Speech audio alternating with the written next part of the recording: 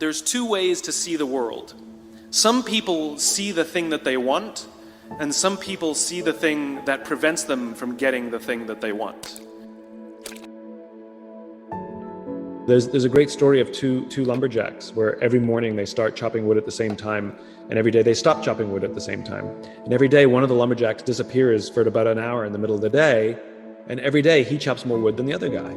And this goes on for months. And eventually the one who works all day, he says, I don't understand. Every day we start at the same time. Every day we stop at the same time. Every day you disappear for about an hour in the middle of the day, and every day you chop more wood than me. Where do you go for that hour? And the other lumberjack looks up and goes, oh, I'll go home and sharpen my axe.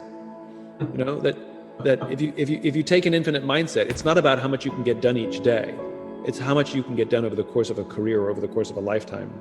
And you got to take vacations, which means you turn off your email and you turn off your phone and you do not connect to the office. You know, go sharpen your axe. I have 5 little rules that you can follow as you find your spark and bring your spark to life. The first is to go after the things that you want. Let me tell you a story. So a friend of mine and I, we went for a run in Central Park. The Roadrunners organization, on the weekends, they host races. And it's very common at the end of the race, they'll have a sponsor who will give away something, apples or bagels or something. And on this particular day, when we got to the end of the run, there were some free bagels. And they had picnic tables set up, and on one side was a group of volunteers. On the table were boxes of bagels, and on the other side was a long line of runners waiting to get their free bagel. So I said to my friend, let's get a bagel. And he looked at me and said, the line's too long. And I said, free bagel. And he said, I don't want to wait in line. And I was like, free bagel. And he says, nah, it's too long. And that's when I realized that there's two ways to see the world. Some people see the thing that they want, and some people see the thing that prevents them from getting the thing that they want. I could only see the bagels. He could only see the line. And so I walked up to the line. I leaned in between two people, put my hand in the box, and pulled out 2 bagels. And no one got mad at me. Because the rule is, you can go after whatever you want. You just cannot deny anyone else to go after whatever they want. So the point is you don't have to wait in line. You don't have to do it the way everybody else has done it. You can do it your way. You can break the rules. You just can't get in the way of somebody else getting what they want. Rule number 2, take care of each other. The United States Navy SEALs are perhaps the most elite warriors in the world. And one of the SEALs was asked, who makes it through the selection process? Who is able to become a SEAL? And his answer was, I can't tell you the kind of person that becomes a SEAL. I can't tell you the kind of person that makes it through buds. But I can tell you the kind of people who don't become SEALs. He says the guys that show up with huge, bulging muscles, covered in tattoos, who want to prove to the world how tough they are, none of them make it through. He said the preening leaders who like to delegate all their responsibility and never do anything themselves, none of them make it through. He said the star college athletes who've never really been tested to the core of their being, none of them make it through. He says some of the guys that make it through are skinny and scrawny. He said some of the guys that make it through, you will see them shivering out of fear.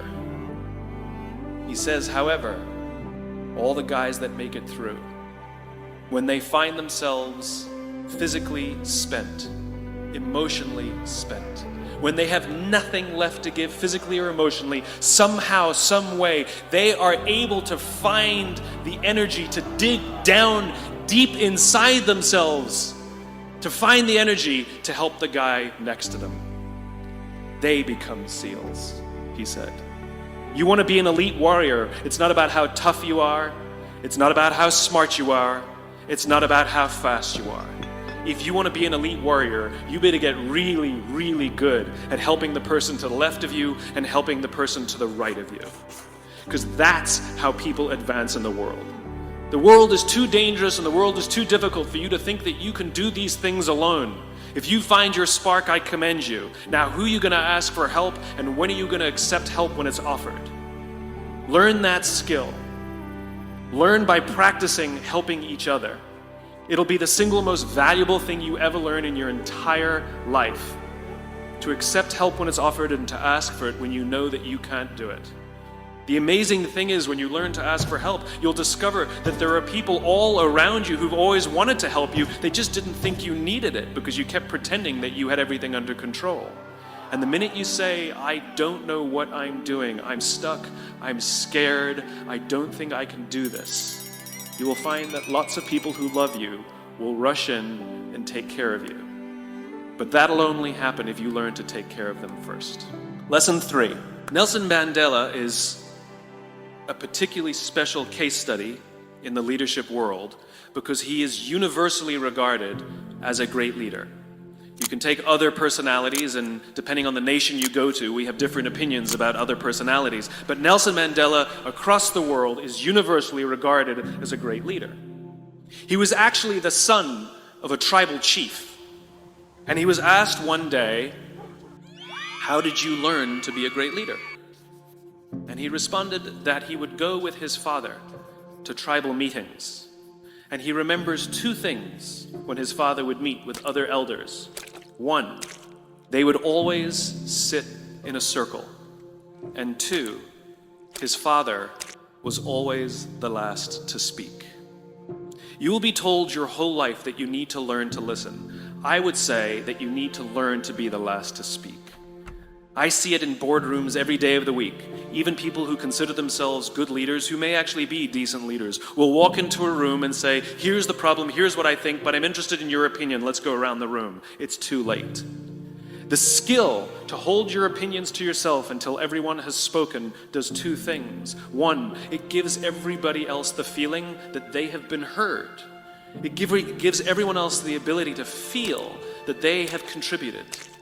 And 2, you get the benefit of hearing what everybody else has to think before you render your opinion. The skill is really to keep your opinions to yourself. If you agree with somebody, don't nod yes. If you disagree with somebody, don't nod no.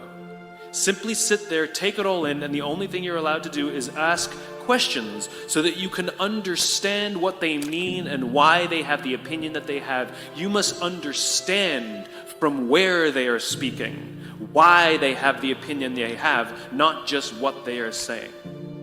And at the end, you will get your turn. It sounds easy, it's not.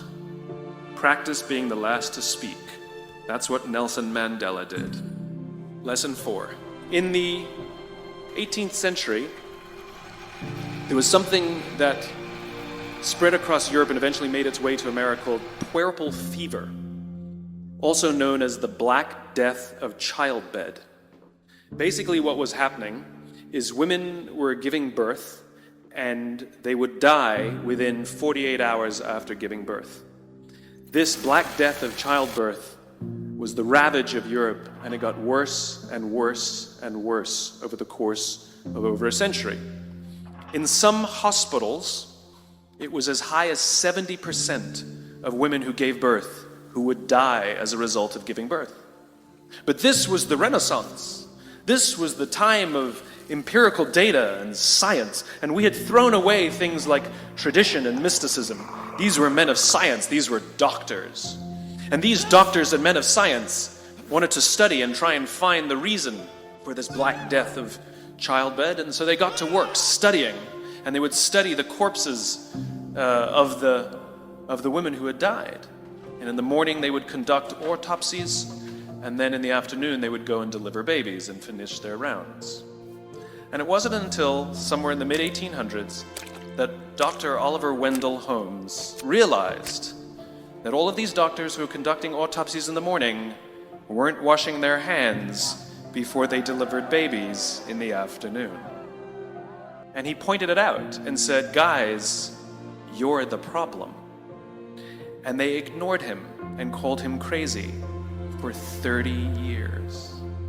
Until finally somebody realized that if they simply washed their hands, it would go away. And that's exactly what happened. When they started sterilizing their instruments and washing their hands, the Black Death of childbed disappeared. The lesson here is sometimes you're the problem. And my point is take accountability for your actions. You can take all the credit in the world for the things that you do right, as long as you also take responsibility for the things you do wrong. It must be a balanced equation. You don't get it one way and not the other. You get to take credit when you also take accountability. I'll tell you a true story. A few months ago, I stayed at the Four Seasons in Las Vegas. It is a wonderful hotel. And the reason it's a wonderful hotel is not because of the fancy beds. Any hotel can go and buy a fancy bed. The reason it's a wonderful hotel is because of the people who work there. If you walk past somebody at the Four Seasons and they say hello to you, you get the feeling that they actually wanted to say hello to you. It's not that somebody told them that you have to say hello to all the customers, say hello to all the guests, right? You actually feel that they care. Now, in their lobby, they have a coffee stand. And one afternoon, I went to buy a cup of coffee, and there was a barista by the name of Noah who was serving me. Noah was fantastic. He was friendly and fun, and he was engaging with me, and I had so much fun buying a cup of coffee, I actually think I gave 100% tip, right? He was wonderful. So as is my nature, I asked Noah, "Do you like your job?" And without skipping a beat, Noah says, "I love my job." And so I followed up. I said, "What is it that the Four Seasons is doing that would make you say to me, 'I love my job'?" And without skipping a beat, Noah said, "Throughout the day, managers will walk past me and ask me how I'm doing, if there's anything that I need to do my job better." He said, "Not just my manager, any manager." And then he said something magical. He says, "I also work at Caesar's Palace. And at Caesar's Palace, the managers are trying to make sure we're doing everything right. They catch us when we do things wrong." He says, "When I go to work there, I like to keep my head under the radar and just get through the day so I can get my paycheck." He says, "Here at the Four Seasons, I feel I can be myself." So we in leadership are always criticizing the people. We're always saying, we got to get the right people on the bus. I've got to fill my team. I got to get the right people. But the reality is, it's not the people. It's the leadership. If we create the right environment, we will get people like Noah at the Four Seasons. If we create the wrong environment, we will get people like Noah at Caesar's Palace. Number 5, my favorite one of all. True story. There was a former Undersecretary of Defense who was invited to give a speech at a large conference, about 1,000 people. And he was standing on the stage with his cup of coffee in a styrofoam cup. And he took a sip of his coffee and he smiled and he looked down at the coffee. And then he went off script. And he said, "You know, last year I spoke at this exact same conference. Last year I was still the undersecretary. And when I spoke here last year, they flew me here business class.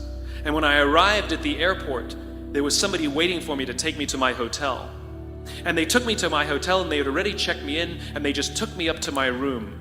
And the next morning I came downstairs and there was someone waiting in the lobby to greet me, and they drove me to this here same venue and handed me a cup of coffee in a beautiful ceramic cup." He says, "I'm no longer the undersecretary. I flew here coach. I took a taxi to my hotel and I checked myself in. When I came down the lobby this morning, I took another taxi to this venue. I came in the front door and found my way backstage, and when I asked someone, 'Do you have any coffee?' he pointed to the coffee machine in the corner, and I poured myself a cup of coffee into this here styrofoam cup." He says the lesson is, the ceramic cup was never meant for me. It was meant for the position I held.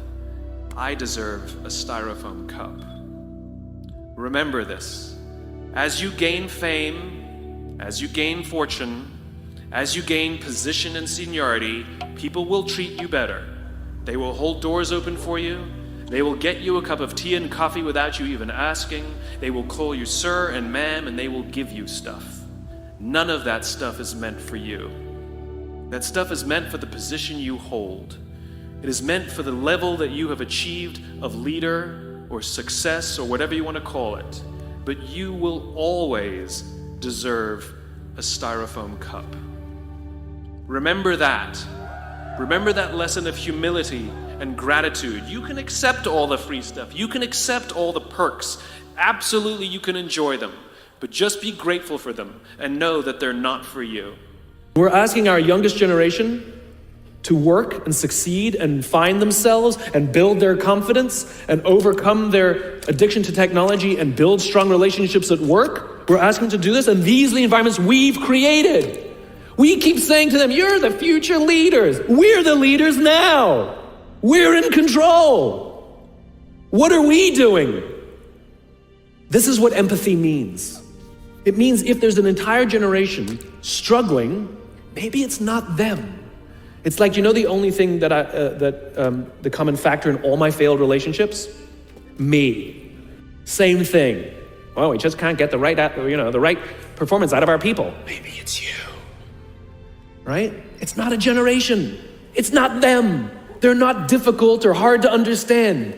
They're human beings like the rest of us, trying to find their way, trying to work in a place where they feel that someone cares about them as a human being. By the way, that's what we all want. In other words, it's not even generational. It's all of us. This is the practice of empathy, that if we're struggling to communicate to someone, if we're struggling to help someone be at their natural best, I'm tired of people saying to me, how do I get the best out of my people? Really? That's what you want? They're like a towel, you just wring them. How can I get the most out of them? No, how do I help my people be at their natural best? Right? We're not asking these questions. We are not practicing empathy. We have to start by practicing empathy and relate to what they may be going through. And it will profoundly change the decisions we make. It will profoundly change the way we see the world. We're growing up in a Facebook, Instagram world. In other words, we're good at putting filters on things. We're good at showing people that life is amazing even though I'm depressed, right? And so everybody sounds tough. And everybody sounds like they got it all figured out. And the reality is there's very little toughness and most people don't have it figured out. And so when the more senior people say, well, what should we do? They sound like, this is what you gotta do.